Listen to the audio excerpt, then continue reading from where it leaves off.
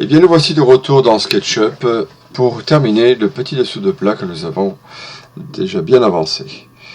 Voilà, donc sur ce petit dessous de plat, je rappelle que nous avons une structure, un ensemble de petites pièces.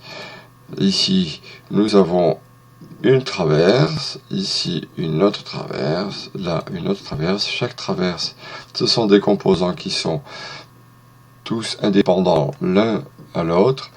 Et ici, nous n'avons pas de composants ni de groupes, ce sont des ensembles d'arêtes et de surfaces qui constituent les autres éléments. Voilà. Et donc, ce que nous allons faire maintenant, c'est le petit chanfrein. Nous allons mettre la matière sur chacun des éléments et dessous, on fera des petits patins. Voilà.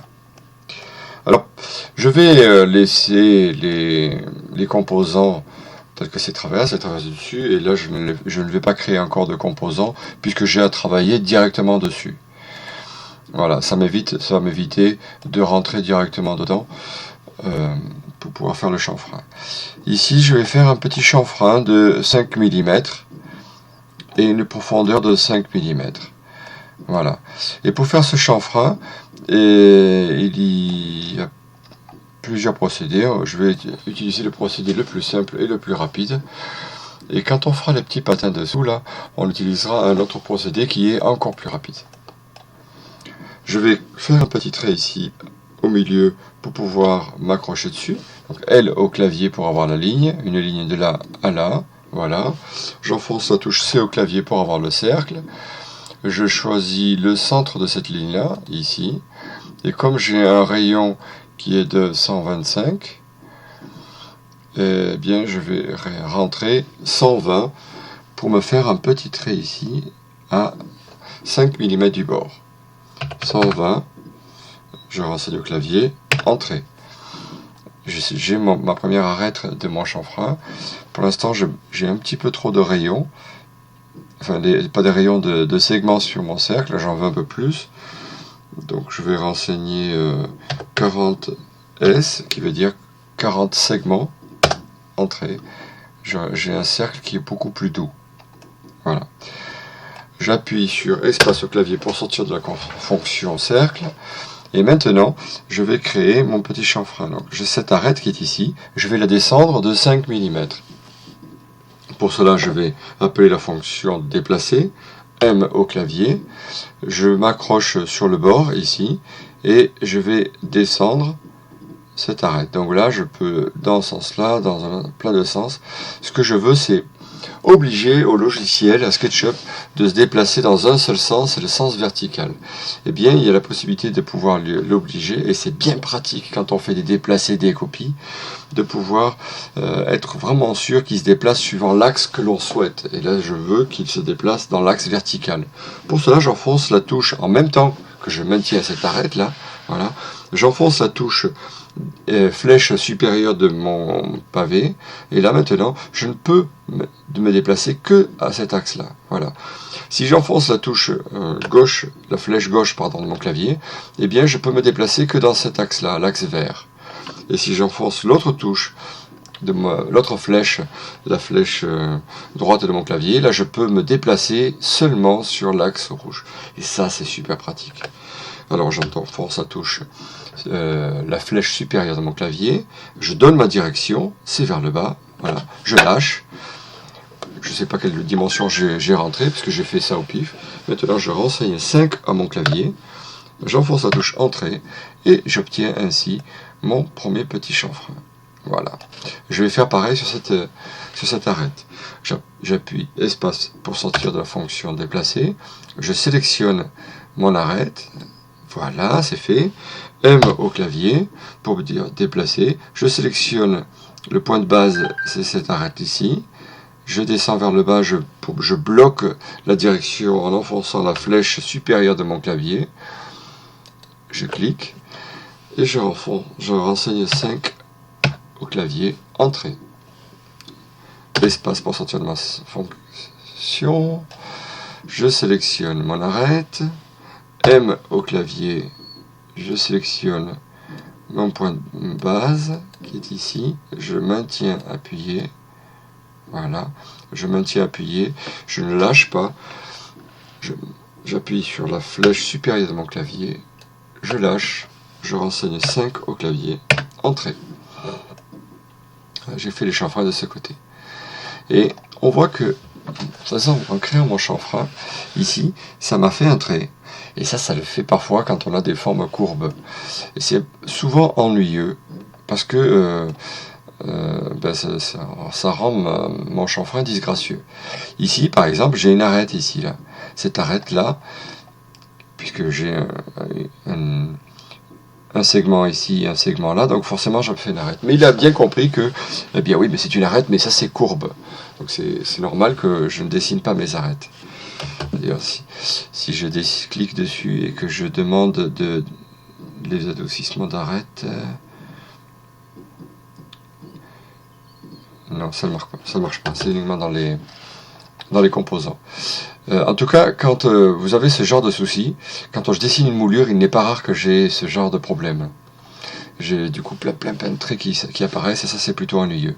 Alors, il y a la fonction, c'est une fonction due à la gomme, donc j'appelle la gomme en enfonçant la touche E de mon clavier.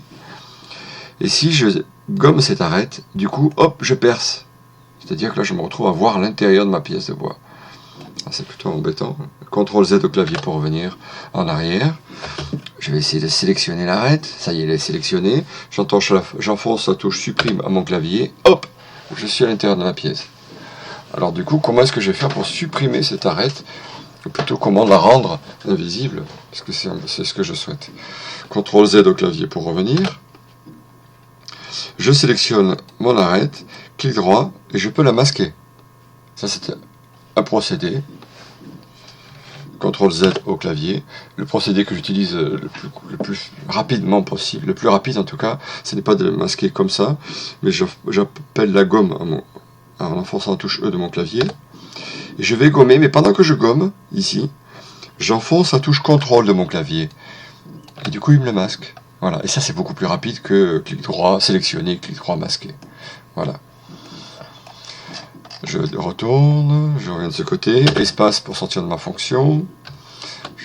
J'essaie de me présenter un peu mieux pour faire mon chanfrein, voilà. Je sélectionne mon arête, j'enfonce la touche M au clavier, je sélectionne une arête, flèche supérieure de mon clavier, je donne la direction, je renseigne 5, entrée. Voilà. On va vite. M. 5. Espace. Je sélectionne. Voilà. Je vais fermer les boîtes là pour y voir un peu plus clair. M au clavier.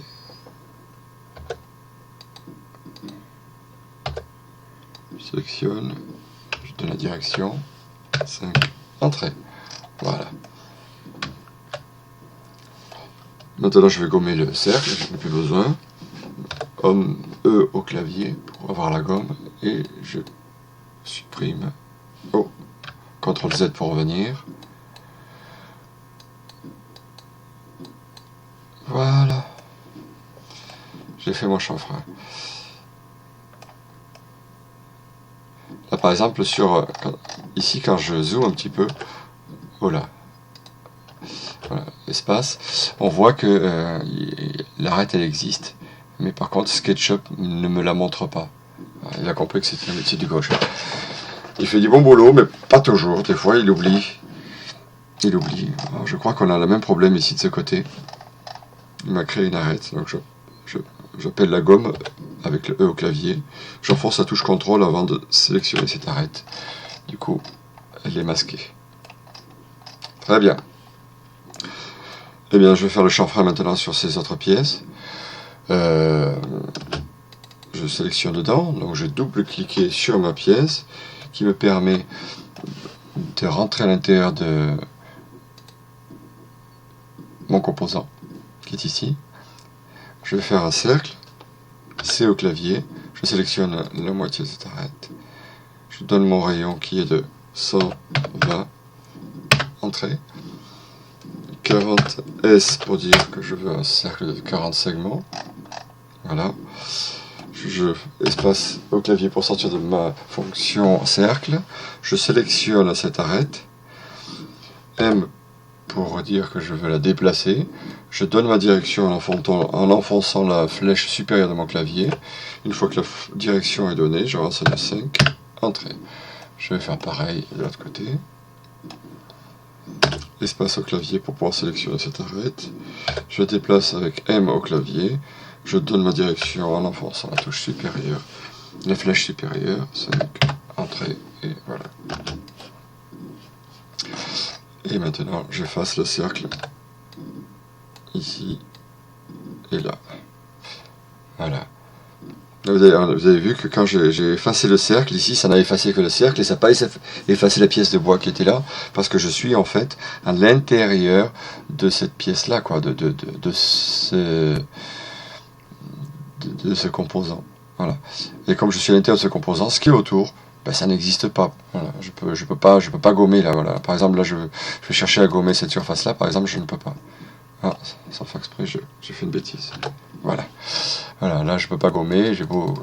Ça ne fonctionne pas. Je suis à l'intérieur de ce composant et uniquement ce composant. Voilà. Je clique à l'extérieur. Voilà. Maintenant, je ne suis plus à l'intérieur de mon composant. Je vais rentrer à l'intérieur de celui-là. Et ce que j'aurais bien aimé, moi, c'est que, comme quand je travaille uniquement à l'intérieur de ce composant, ce qui est autour, j'aurais bien aimé que SketchUp ne me le montre pas. Alors pour cela, je vais dans Affichage, Modification des composants, masquer le reste du modèle. C'est-à-dire que ce composant, il y a des éléments qui sont autour. Quand j'appuie ici, eh bien, ça ne me montre que ça. Ça ne veut pas dire que le reste n'existe plus. D'ailleurs, si je clique ici, on voit bien que il existe bien. Mais si je double-clique ici pour rentrer à l'intérieur de ce composant, je double-clique, il ne me montre que le composant. Voilà. Donc, je vais faire, du coup, je perds mon cercle, je perds mon point de centre, qui doit être normalement ici. Alors c'est plutôt ennuyeux. Alors je reviens et je montre le reste. Je vais faire mon cercle, parce que sinon je ne pouvais pas m'accrocher sur ce trait. Alors je fais mon cercle, je sélectionne le centre, je donne mon rayon, voilà, 120 mm, entrée, 40 segments, entrée. Et là maintenant je vais pouvoir demander à ce qu'il me masque le reste. Voilà, masquer le reste du composant. Voilà. Je sélectionne ça. M pour donner, pour déplacer, je donne ma direction. 5. Je fais l'orbite en enfonçant la roulette de ma souris. Je sélectionne. Je déplace en enfonçant M au clavier, je donne ma direction, je maintiens la flèche supérieure de mon clavier, 5 au clavier, entrée, et mon chanfrein est fait. J'appelle ma gomme avec le E, je gomme ici et là, voilà. Espace au clavier pour sortir de la gomme, je clique à l'extérieur, et le chanfrein est fait. Voilà. Je vais faire celui-là maintenant.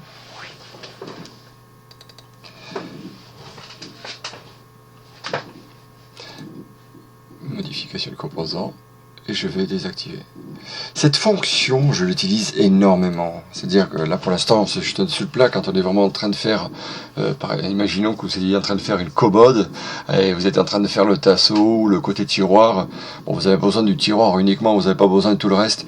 Et des fois, c'est un petit peu parasite le reste du meuble quand on rentre à l'intérieur d'un composant. Et cette fonction masquer le reste du composant, c'est vraiment très utilisé. Et vous voyez que moi, je lui ai attaché un raccourci clavier U pour que je puisse utiliser cette fonction très souvent. Donc ça, on verra ça dans une prochaine vidéo, parce que ça, c'est un raccourci que j'utilise beaucoup. Il y en a plusieurs d'autres raccourcis que j'ai rajoutés à mon clavier, parce que c'est très très pratique. Quand on en a marre de venir ici cliquer pour dans les menus pour revenir ici, par exemple. Voilà. Bon, ben, c'est un petit peu embêtant.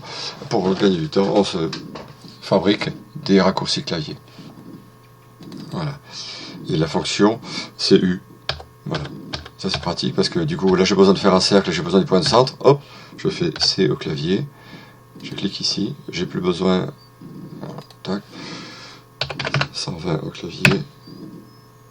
40 S pour 40 segments. Voilà. U pour enlever le reste. Barre d'espace. Je sélectionne cette arête là. M au clavier. Je donne la direction. 5. Entrée. Espace. Je sélectionne. M. Je prends cette arête. Je donne la direction. Flèche supérieure. 5. Entrée. Voilà. Les chanfreins sont faits. J'appelle la gomme avec le E de mon clavier, je supprime. Voilà. Alors ce raccourci clavier que j'attachais à U, j'en ai plusieurs, on verra ça dans une prochaine vidéo. Vous apporterez donc des améliorations pour que vous puissiez travailler beaucoup plus vite. Voilà. Donc ce trait là, j'en ai plus besoin. Je le supprime, donc je viens de le sélectionner, j'enfonce la touche supprime de mon clavier. Et on va rendre cette structure beaucoup plus propre. Alors, ici j'ai des traverses, ces 3 traverses. Ici, alors je vais sélectionner les 3 traverses en faisant une fenêtre de droite à gauche. Voilà, du coup les 3 traverses touchées cette fenêtre, elles ont été sélectionnées. Et je vais créer un groupe. Clic droit, créer un groupe que j'appelle dessus. Voilà.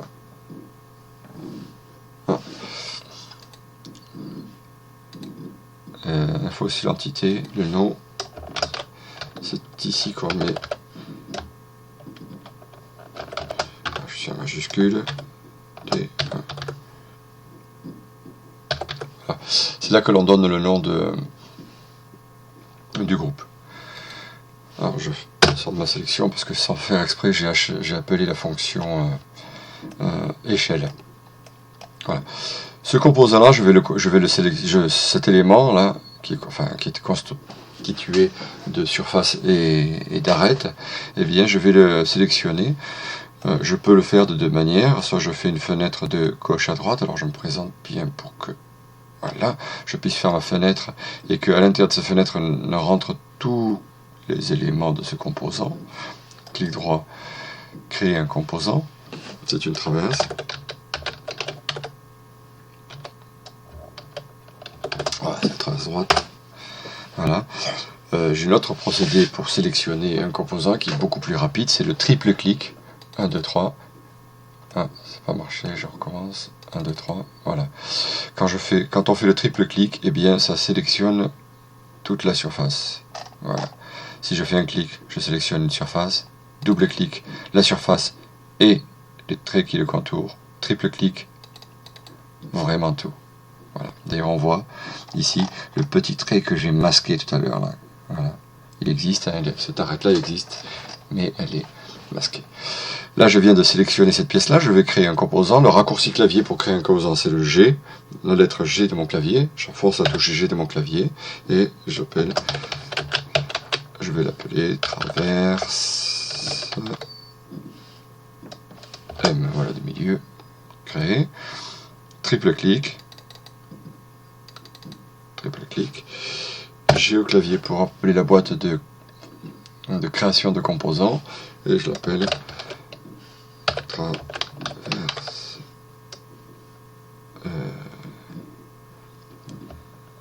c'est celle-là la droite. Celle-là est la droite et l'autre c'est la gauche. Ma dyslexie me joue des tours. Je confonds ma droite et ma gauche. Voilà. Droite, gauche, milieu.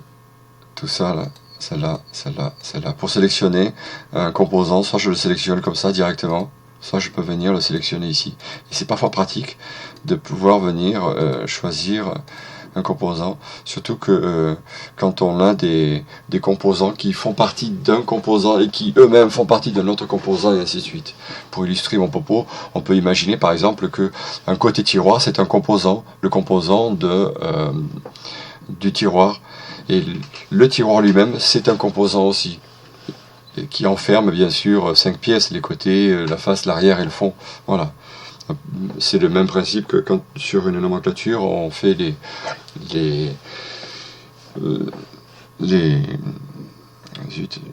ensembles, les sous-ensembles, voilà, c'est ensemble, sous-ensemble, donc on décompose bien une fiche de débit, une nomenclature, et bien ici on va faire pareil, voilà. Donc je sélectionne cet élément, j'enfonce la touche CTRL de mon clavier pour ajouter ma sélection, celui-là et celui-là, donc j'ai maintenu ma touche CTRL au clavier. Maintenant je vais créer un groupe, clic droit, créer un groupe, et c'est ce groupe-là, je vais l'appeler dessous. Je clique ici sur la fenêtre info sur entité pour lui donner le nom dessous. Voilà. Entrée. Je clique un espace. Voilà. Et là maintenant j'ai un groupe, un autre groupe. J'ai créé des groupes parce que ils sont uniques. Parfois on utilise la fonction composant. C'est vrai que souvent j'utilise la fonction composant parce que c'est plus rapide. Je fais G au clavier, j'ai ma boîte de composants, je renseigne et je ferme. Ça va bien plus vite que de créer un groupe. Voilà. C'est juste une question de rapidité. Le fait de faire des groupes plutôt que des composants, eh bien ça nous amène l'avantage de bien quand je modifie un, l'autre ne se modifie pas, puisque de toute manière ils ne sont pas liés. Un composant est lié, ces composants sont liés entre eux, les groupes ne sont pas liés entre eux. Voilà, les éléments du groupe ne sont pas liés. Voilà, donc voilà, si je double-clique ici, je rentre à l'intérieur de ce groupe et on voit que le reste a été effacé parce que ici c'est activé. Voilà. Donc gardez bien en mémoire que ici c'est un groupe. Si je rentre à l'intérieur de ce groupe, j'ai ici un composant, et que ce composant, pour être sûr que je suis bien à l'intérieur du composant, eh bien on a cette fenêtre, cette boîte qui vient se mettre autour. Je vais créer dessous, ici, deux petits patins. Voilà, des petits patins pour que mon dessous de plat, si jamais il est un petit peu gauche, eh bien je puisse rectifier le patin et que ça ne soit pas bancal. Alors, je vais faire ici un petit rectangle. Voilà. Et le rectangle que je viens de faire n'est pas du tout attaché à l'élément qui est derrière. C'est-à-dire qu'ils sont vraiment... je ne suis pas en train de dessiner, espace au clavier, je ne suis pas en train de dessiner sur cette traverse. Voilà, c'est vraiment détaché. Maintenant que j'ai fait ce petit cercle, ce rectangle, pardon, je vais le rapetisser un petit peu. Je vais pas le faire de cette dimension. Alors je vais appeler la fonction décaler. Je sélectionne donc le pourtour de ce rectangle. Voilà. Et je vais faire un autre rectangle qui va être décalé de la valeur que je souhaite. Donc là, en fait, j'ai sélectionné le bord de ma sélection, donc du contour de mon carré. Et maintenant, je fais clic avec ma souris et je maintiens mon clic appuyé et je donne une direction. Donc là je viens de donner ma direction vers le centre. Il s'est déplacé d'environ de 8 mm. Moi je veux que ce soit 5 mm. J'enfonce la touche 5 du clavier, entrée, et il m'a fait 5 mais plus grand. Donc CTRL Z,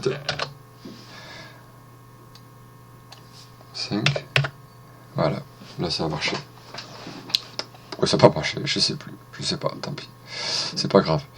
Alors, espace au clavier pour sortir de ma sélection de décalage, et je veux uniquement ce carré là j'en ai pas besoin, donc je vais double-cliquer sur cette surface là, et là vous voyez j'ai cliqué cette surface ici, et les contours.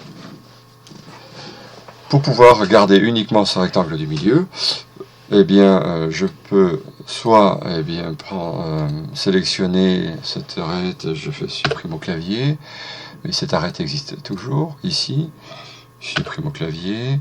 Celle-là, je la supprime. Et celle-là, elle existe, mais on ne la voit pas. Ici, cette arête, ici, là, elle existe. Donc, si je vais la supprimer. Donc, j'ai supprimé la petite arête qui correspond au carré qui fait le tour. Donc là, je viens de supprimer le premier carré que j'ai fait. Je vais faire CTRL Z pour remettre tout ça. Voilà. Et je vais vous apprendre une fonction qui est très très utile de sélection, justement. Donc là, par exemple, je viens de sélectionner cette surface-là uniquement. Voilà. Si je double-clique sur une surface, ici, le double-clic me sélectionne ma surface et ce qui touche la surface, donc le carré extérieur, le carré intérieur. Si je fais un triple-clic, je sélectionne tout ce qui touche et tous les composants, enfin tout ce qui compose justement ce que j'ai dessiné. En l'occurrence, eh bien, ce sont les deux carrés avec les surfaces qui les lient. Voilà. Si je clique ici 2 fois, je viens de sélectionner la surface et le tour. Si j'enfonce la touche Shift au clavier, eh bien, je vais supprimer à ma sélection cette surface. Là maintenant, je n'ai plus que carré. Maintenant, je sélectionne le carré. Je maintiens ma touche Shift au clavier et je viens de supprimer de ma sélection ces arêtes-là. Voilà. Maintenant, je fais supprimer au clavier et en faisant la supprime au clavier, vu que ne restait dans ma sélection uniquement mon carré extérieur, il vient de se supprimer. Cette fonction de sélection avec Shift est très pratique parce que du coup, eh bien, j'ajoute, je sélectionne ma surface, je viens de sélectionner un trait, ah, c'est pas bon, je resélectionne dessus, il se désélectionne, je clique sur ma surface, il se désélectionne. Voilà, en fait, c'est vraiment comme un interrupteur, je clique, je sélectionne, mais en fait, je n'agis que sur ce que je suis en train de cliquer. Ce qui a déjà été sélectionné reste dans ma sélection. Voilà. Alors ça c'est un raccourci clavier de sélection qui est très pratique. Et celui que l'on a déjà utilisé, CTRL. Donc CTRL, c'est par contre là du coup ça ajoute à ma sélection. Voilà. Et je ne fais que ajouter à ma sélection. J'ajoute, j'ajoute et j'ajoute. Et on voit d'ailleurs à côté, à droite de ma flèche, j'ai un plus. Et je n'ajoute que à ma sélection, je ne peux pas désélectionner. Si je veux désélectionner là maintenant la surface et seulement la surface, eh bien j'appuie sur la touche Shift de mon clavier et là elle va être désélectionnée. Voilà. Très très pratique et on l'utilise vraiment souvent. Bien, alors voici mon patin, je vais lui donner une petite épaisseur. Pour cela je vais tirer ce carré vers le haut, j'appelle la fonction pousser-tirer en enfonçant P au clavier, je sélectionne ma surface, je donne la direction, voilà, et je vais le faire de 5 mm. 5 mm. Donc je fais 5 au clavier, entrée, voilà. Alors, maintenant je vais faire un petit chanfrein ici autour, et le chanfrein je vais le dessiner. Alors c'est un petit chanfrein qui va être là, tout autour de cette arête. Je pourrais très bien faire le chanfrein comme je l'ai pu le faire tout à l'heure en créant les deux arêtes de mon chanfrein, mais là je vais faire un peu plus vite et surtout pour que vous puissiez comprendre comment est-ce qu'on fait finalement une moulure, comment on pousse une moulure sur un plateau par exemple, ou un cadre. Voilà la moulure que je vais faire ici, elle va être très rapide puisque c'est juste un chanfrein. Je vais construire ici 2 guides qui vont me permettre de pouvoir faire mes traits. Donc j'appelle mon maître avec T au clavier. Je vais créer un guide ici. Donc là je donne pour donner la bonne direction, pour être sûr que je me déplace bien en Z, donc sur l'axe bleu, j'enfonce la touche, la flèche supérieure de mon clavier. Et je renseigne 5, pas 5, non 3. Ouais. Oh, ça fait beaucoup ça. Ouais, 3 mm. Voilà. Et ici, je vais faire un guide à 3 mm. Voilà. Et je vais faire une ligne de là à là. Ok. Et là maintenant je vais faire, ça c'est le chanfrein, j'aurais pu très bien dessiner un quart de rang avec carré et baguette par exemple, ou un bec de corbin sur un dessus, ça sera fait de la même manière. Et là je vais demander à ce qu'il me pousse cette moulure tout autour.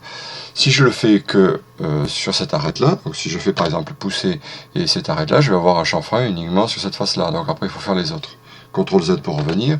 Et moi, c'est pas ce que je veux. Moi, ce que je veux, c'est qu'il fasse tout autour. La fonction, elle est là. Ça s'appelle suivez-moi. C'est-à-dire qu'en fait, il va pousser, il va extruder cette moulure par rapport à un chemin. Et le procédé que j'utilise, qui est le plus simple, et surtout qui pose beaucoup moins de problèmes, surtout si on a une surface qui est courbe au champ tourné, eh bien, c'est de sélectionner d'abord le chemin. Donc, avant de venir ici, donc j'appuie la touche espace de mon clavier pour sortir de mon outil que j'ai sélectionné, je sélectionne cette surface.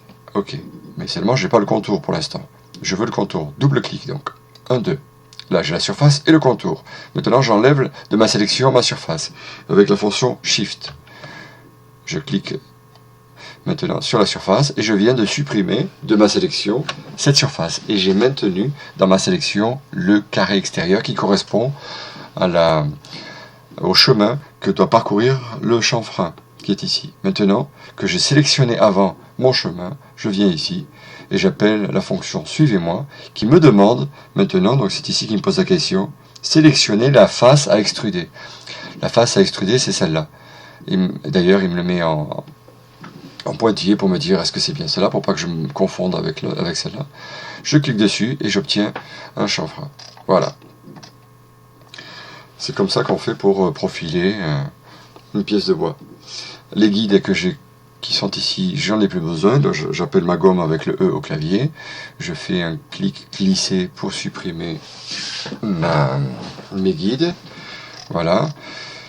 Et je vais avoir besoin de multiplier ces petits patins, mais avant je vais créer des composants. Donc espace au clavier pour sortir de la fonction gomme, triple clic pour sélectionner cet élément, 1, 2, 3, voilà, donc j'ai sélectionné tout ça.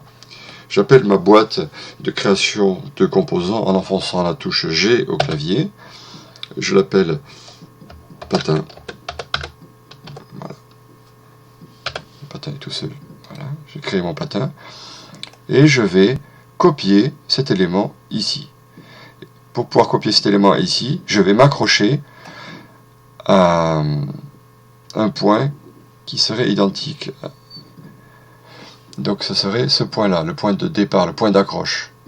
Donc j'appelle la fonction déplacer avec M au clavier. Je sélectionne ce point-là. Il va venir ici. Comme je vais faire une copie, j'appuie sur la touche CTRL de mon clavier. Du coup, l'ancien élément reste ici. Voilà. Je n'ai pas besoin de maintenir le CTRL appuyé. J'ai juste fait CTRL. D'ailleurs là maintenant, si j'appuie à nouveau sur CTRL, il disparaît. Vous voyez. Là ici. Le CTRL, ça fait apparaît, disparaît, apparaît.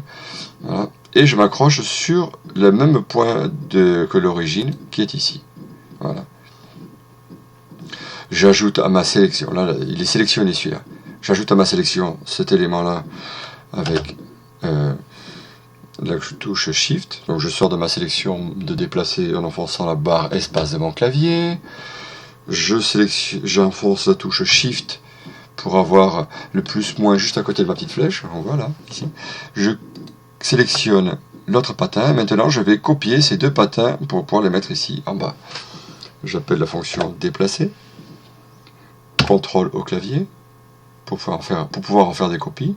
Je clique ici, qui sera le point d'origine et sera le même que le point d'arrivée, ce sera l'arête qui est dans le coin là.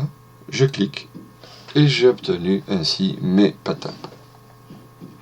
Espace au clavier pour sortir de ma fonction déplacer. Et j'enfonce la roulette de ma souris pour faire une orbite. Et voilà. Maintenant pour désélectionner ça, je clique dans le vide. Et voilà, donc mes patins sont faits. Mon petit plateau dessous le plat est terminé. Voilà. Il est terminé et je vais lui mettre de la matière parce que je trouve que c'est quand même plus sympa. Alors je viens chercher ma boîte ici, matière. Et sur toutes les matières qui sont proposées ici, je vais prendre la matière bois. Voilà. Vous pouvez voir ici en bas, ici il y a marqué bois José, parce que moi je me suis fait je me suis fait donc une boîte avec un endroit, enfin je me suis créé plusieurs essences de bois, mais ça je vous expliquerai un peu plus tard dans une prochaine vidéo. Là ce qu'on va faire c'est un travail très rapide, c'est juste prendre du bois pour en avoir la couleur. Je clique par exemple celle-là, et je clique ici, et voilà, ça m'a mis une couleur. Sans rentrer vraiment dans le détail, c'est juste pour le fun. Voilà. Et les petits patins, les petits patins, tiens, si on les faisait avec une autre couleur. Voilà. Ce sont des couleurs bois, donc ça me convient, c'est pour que la vidéo se termine sur ce petit plateau-là. Voilà. J'espère que sur cette vidéo vous a appris plein de choses, en tout cas les bases de construction sur SketchUp. Et bien sûr, plus vous allez rentrer dans les vidéos, enfin faire des exercices complexes avec les prochaines vidéos, et plus vous aurez des raccourcis, clavier, des techniques, des combines qui vont permettre de dessiner beaucoup plus vite. Voilà. Celui qui sait déjà travailler un petit peu sur SketchUp va trouver que sur cette vidéo, eh bien j'étais un peu long, un peu lent, peut-être pas forcément la bonne méthode. La méthode que j'ai utilisée sur cette vidéo, c'était quand même pour essayer de vous apprendre à utiliser le maximum d'outils et pour que vous ne soyez pas bloqué dès le début. Parce que quand on apprend sur un logiciel, quand on est bloqué pour un petit truc de rien du tout, on a vite fait de s'énerver et d'envoyer tout en l'air. Voilà, et bien j'espère que vous n'aurez pas envoyé tout en l'air en fabriquant ça de ce plat. Sur la prochaine vidéo, je propose donc de faire une petite console, une petite console qui pourrait être un petit meuble de chevet, constitué au travers ce meuble-là, il y aura des panneaux, il y aura de la rainure, de queue d'aronde avec un tiroir, il y a tenant mortaise. Voilà, ça sera déjà un niveau bien supérieur. Et bien sûr, on verra aussi comment créer des matières et faire des cotations. Enfin, ça sera le niveau supérieur. Et puis, d'autres vidéos suivront, à chaque fois plus compliquées, pour parfaire votre formation. Voilà. J'espère que il vous aura bien servi cette vidéo et je vous souhaite bon courage pour la suite. À bientôt.